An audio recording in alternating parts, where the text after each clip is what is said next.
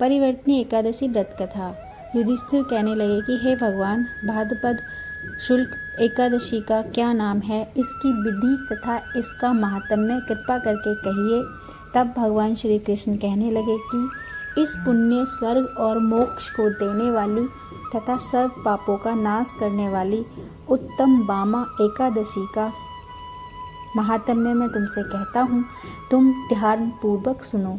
यह पद्मा, परिवर्तनी, वामन और तोल 11 के नाम से इस एकादशी को जानते हैं। इसका यज्ञ करने से वाजपेय यज्ञ के फल के समान आपको फल की प्राप्ति होती है। पापियों के पाप नाश करने के लिए इससे बढ़कर कोई उपाय नहीं है। जो मनुष्य इस एकादशी के दिन मेरी वामन रूप की पूजा करता है, उससे तीनों लोग पूज्य होते हैं। अतः मोक्ष की इच्छा करने वाले मनुष्य इस व्रत को अवश्य करें।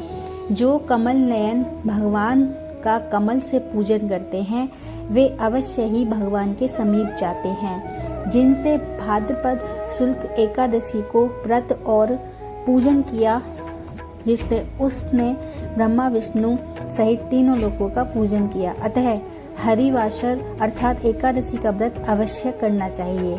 इस दिन भगवान करवट लेते हैं, इसलिए इसको परिवर्तनी एकादशी भी कहते हैं।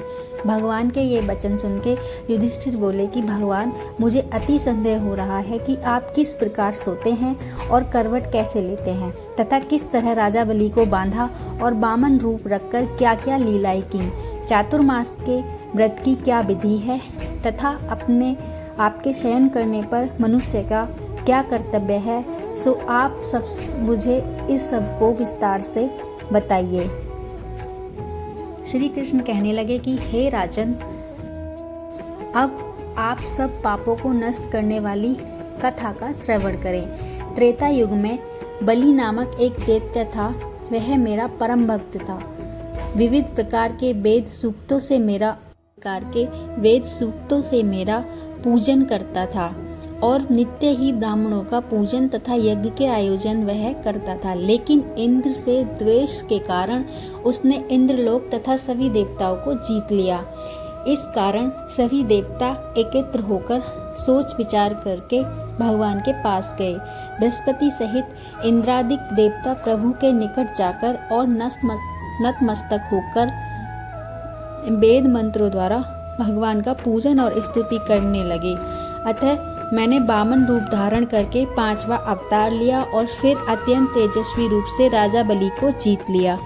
इतनी वार्ता सुनकर राजा युधिष्ठिर बोले कि हे जनार्दन, आपने भगवान रूप धारण करके उस महाबली दैत्य को किस प्रकार जीता। श्री कृष्ण कहने लगे, मैंने वामन रूपधारी ब्रह्मचारी बलि से 3 पग भूमि की याचना करते हुए कहा, ये मुझको 3 लोक के समान है और हे राजन, यह तुमको अवश्य ही देनी होगी।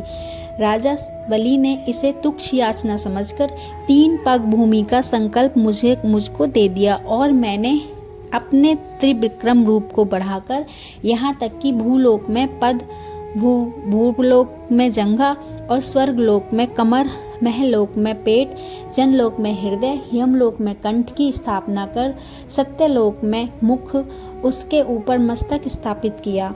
सूर्य, चंद्रमा आदि सब ग्रह, गण, योग, नक्षत्र, इंद्रादिक देवता और शेष आदि सब नागगणों ने विविध प्रकार से वेद सूक्तों से प्रार्थना की। तब मैंने राजा बलि का हाथ पकड़कर कहा कि हे राजन, एक पद से पृथ्वी, दूसरे से स्वर्गलोक और अब पूर्ण हो गए। अब मैं तीसरा पग कहाँ रखूं? तब बलि ने अपना सर झुका लिया और मैंने अपना पैर उसके मस्तक पर रख दिया, जिससे मेरा वह भक्त पाताल को चला गया। फिर उसकी विनती और नम्रता को देखकर मैंने कहा कि हे बलि, मैं सदैव तुम्हारे निकट ही रहूंगा। विरोचन पुत्र बलि से कहने पर भाद्रपद शुक्ल पक्ष की एकादशी के दिन बलि के आश्रम पर मेरी मूर्ति स्थापित हुई।